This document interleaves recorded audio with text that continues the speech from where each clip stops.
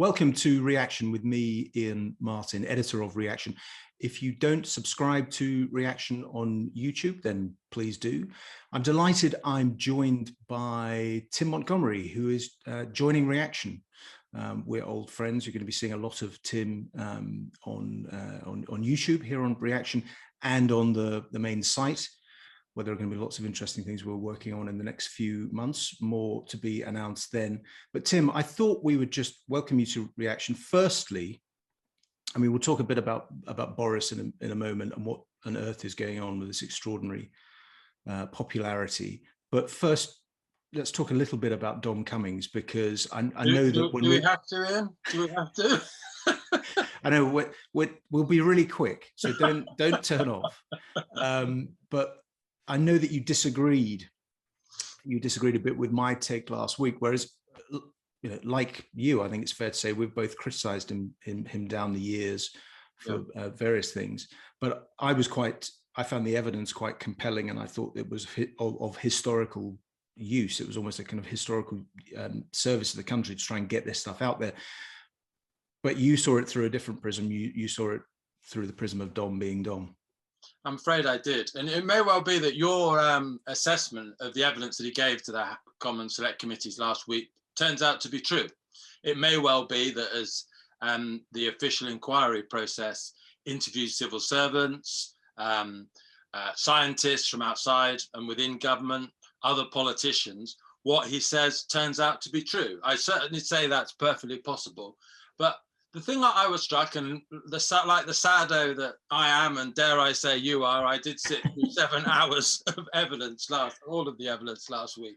Yeah. And I just was left with this abiding sense that he lives in a slightly childlike world. You know, he couldn't have a good word to say about the Prime Minister that up until a few months ago, you know, he had worked with. He had delivered Brexit through, that he had worked with to, you know, produce a parliamentary majority of 80 in the December 2019 election. You know, his attacks on Matt Hancock were like, you know, a Gatling gun, machine gun. You know, they were just every few minutes he was going for him. And he just seemed to me to live in a world of black and white, you know, of superheroes and supervillains.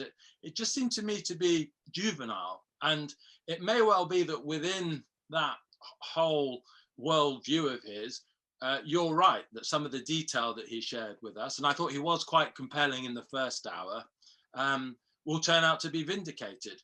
But I couldn't really, like all these lefties who couldn't believe a word he said last year, suddenly now believing everything he says, I couldn't latch onto it and say, yeah, it rings true to me. I want the whole evidence corroborated, confirmed, or contradicted by other people who were there at the same time as well.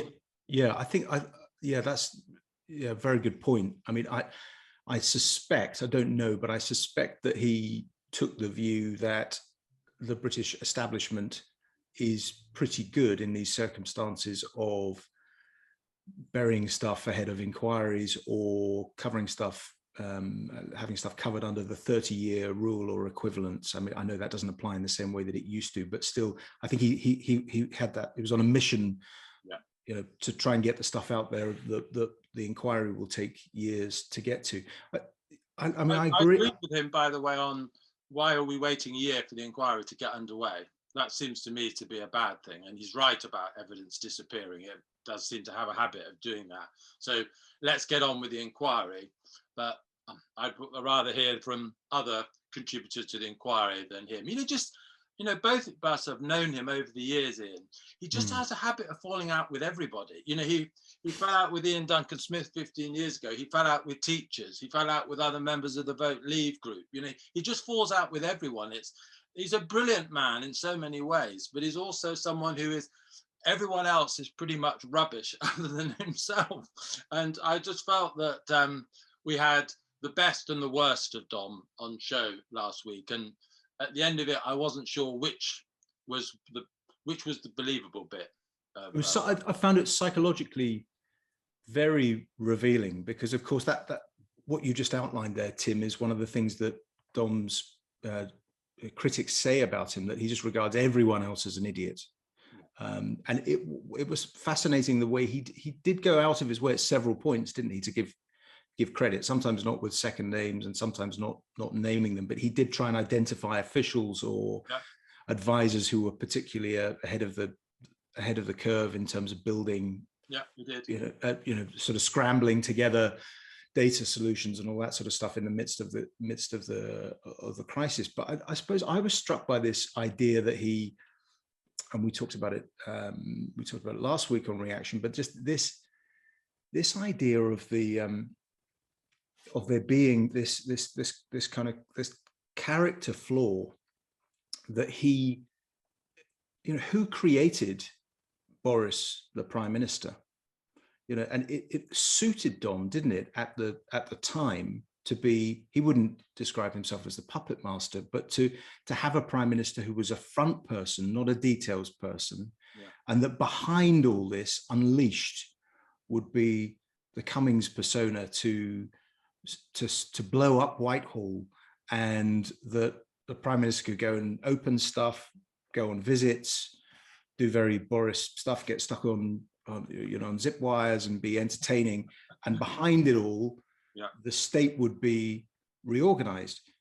But that, of course, is there's something in that. Of course, elements of the state need reorganizing, but people have to be persuaded to do that, and you have to take people with you, which has always, I think, been part of the flaw in the Cummings approach.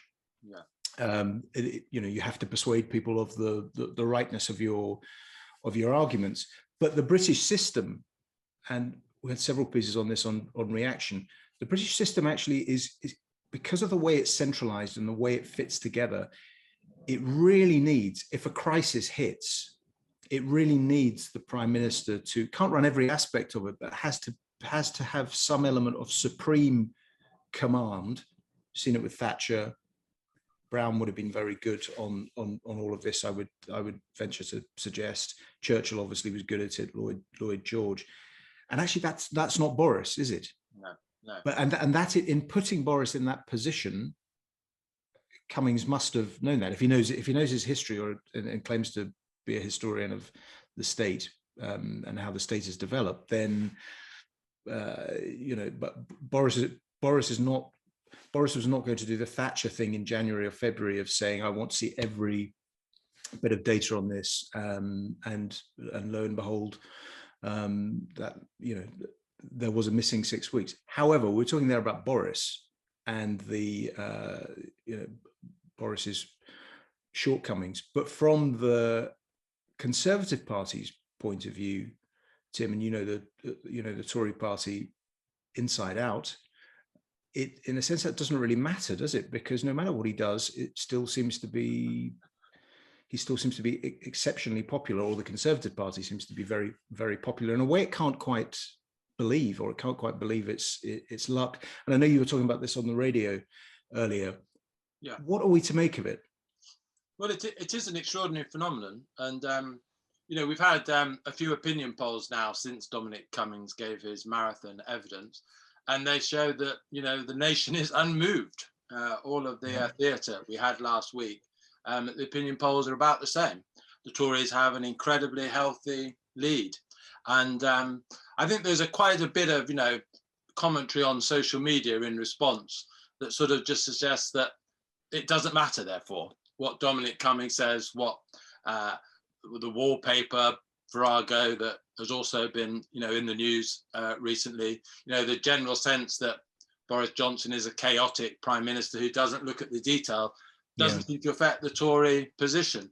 The only thing I would say about that is that it doesn't affect the Tory position until it does, if that makes sense. I just feel that the elastic is being pulled and pulled and pulled, and at some point it will snap, and then it won't be able to be easily put back together again. Something will happen, this is certainly what I think Tory strategists should worry about, is something will crystallize in the public imagination at some point, and this idea which the Tory party fundamentally trades on for its electoral success, that it is the grown-up party of competence, that it knows how things are done, that, to use Margaret Thatcher's expression, the facts of life are fundamentally conservative. that idea will be tested to just destruction, and something will happen and people will be fed up with it. Do you think it's going to be an economic event? Because I mean, the Tory party could say, couldn't it, well, it's in power for a long, it has a habit of being in power, yeah, therefore a lot of economic crises happen on its watch. But a cynic would say, well, it also has a habit of helping to arrange. I'm thinking of 1972, 73, the Barber boom. It's put, or what happened in 92 with Major and the ERM. It also has a bit of a gift for engineering economic explosions. It's certainly a gift is an interesting word for it, but no, it does. And I don't know what the event will be, but you know, you can imagine something like, just as the vaccine rollout has been a huge success, something of that significance, or something even of half that significance that goes the other way, could be a real problem. And you know, I look at, I know economics is very unfashionable at the moment, but both of us have an interest in economics. And I'm looking at the inflation numbers in the United States as probably one of the most worrying things on the planet at the moment. And this is before Joe Biden wants to spend another how many $1 trillion on infrastructure spending. Yeah. You know, the laws of economics, I mentioned the facts of life are conservative. Well, there's a gravity underpinning the laws of economics as well. And if too much money chases too few goods, ultimately you get inflation. And we've been through this extraordinary period where I think a lot of economic growth is going to be unleashed over the next 18 months, pent up demand. And I think we could have a really happy 18 months. And my goodness, this country, all of us need it. But where does that go if it's not properly controlled? The housing data today, a 10% rise in house prices shocked me to the buoyancy of the housing market. And I think it's probably likely that the Tory party will go for an election in the spring of 2023. I would have thought that's the likeliest date, which might be perfectly timed for all of these economic events. But if they don't get it right and inflation returns, both of us are just about old enough to remember when inflation really did let rip. Lots of people aren't, but it's a cancerous thing in the economy. And when people's pay packets aren't keeping up with the weekly basket of goods that they need to put food on the table, and worse, I think it would be the economic stuff more than anything else that if I was in number 10 and number 11, I would worry about.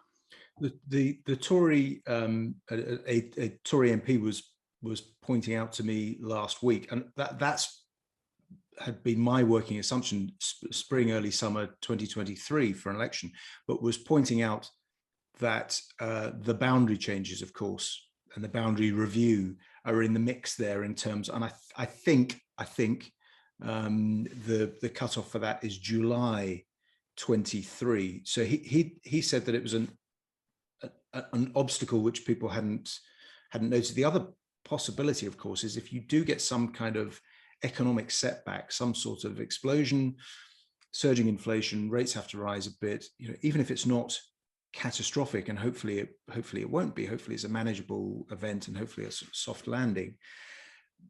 Even that could have knocked the timetable back, couldn't it? So forcing the Tories to go long 2024.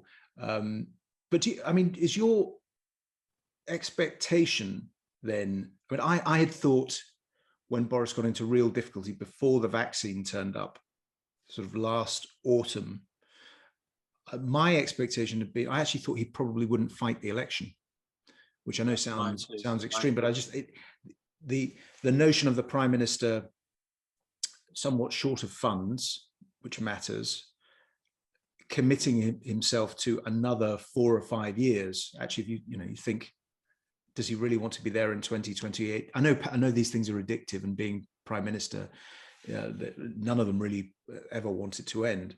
But I had penciled in the idea that he probably wouldn't, that he'd done it. But he now does seem to be going for a longer view of it, doesn't he? He does seem to want to win another election and not give up power.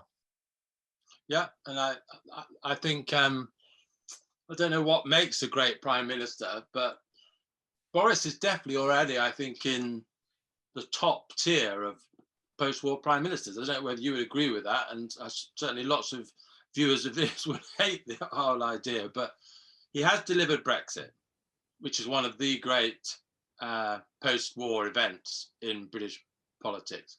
He's delivered a majority of the scale that only really Margaret Thatcher exceeded for the Conservatives. He steered us through a pandemic. Those are big things to have done already. What I don't think he has done is, I don't think he's really reformed any great British institution or sector. I don't think he's really begun anything whereby in the years ahead people will look back and say we've got the education system or the financial system or the welfare system that Britain needs thanks to the Boris Johnson government. You know, the biggest criticism, I think you can see this bubbling away across the Conservative media sphere now. There's increasing dissatisfaction that we have this big majority, but what are we using it for? We know Margaret Thatcher would have used this. You know, she didn't get into government in order to be in government for the sake of it. She was in government to improve the country. They've obviously had the excuse of the pandemic, and it's a very good excuse. But my big test for them is, come the October party conference, will we see announced there an agenda that we can be proud of, that will upset some people, that will alienate some vested interests, or will we still be wanting to maintain opinion poll leads of 10 to 12%? Because that, more than anything else, is the objective of this prime minister. Well, yeah, it's a good point, actually, that Thatcher would have seen an opinion poll lead like that as not as proof of success, but as an indictment. It would have proved that you're not sort of you're not tackling these shibboleths and really taking on elements of the establishment. Do you know, I hadn't really thought about it in those terms. Actually, we must talk about that at greater length at some point, where Boris sits in that pantheon. And of course, remember, prime ministers always, usually after about 6 months to a year, become obsessed with legacy. Yeah. It ends up preoccupying all of them. Kenneth Baker, Margaret Thatcher's chairman in 1990. That's right, isn't it? And education secretary is very, very good on that subject. Just the way it always becomes really something as simple as the dates. Just, the fact that Jim Callaghan is 1976 to 79 sounds like a more substantial thing than 76 to 78. So they go on a couple of years longer. So where do they sit in the rankings in terms of how long they're in post, but also what are their achievements? And I hadn't thought about Boris in those terms. It was very good that you were very diplomatic. I think you described Brexit as one of the great events of the post-war period, which keeps it kind of neutral. And we will come back. I'm sure we're going to talk quite a lot about Brexit and how brilliant. I've signed my contract now. It's too late to pull out. How brilliantly everything's going with Brexit. But we'll talk about that another time. Until then, can I thank you for watching? If you're not a subscriber to Reaction on YouTube, really simple, hit the subscribe button. Also visit the website Reaction, where you get all of our brilliant writers, my weekly newsletter on politics and economics and ideas, and loads of other things. And soon, a lot more from Tim Montgomerie, who's now, I'm delighted to say, a member of the team at Reaction. Thank you for joining us.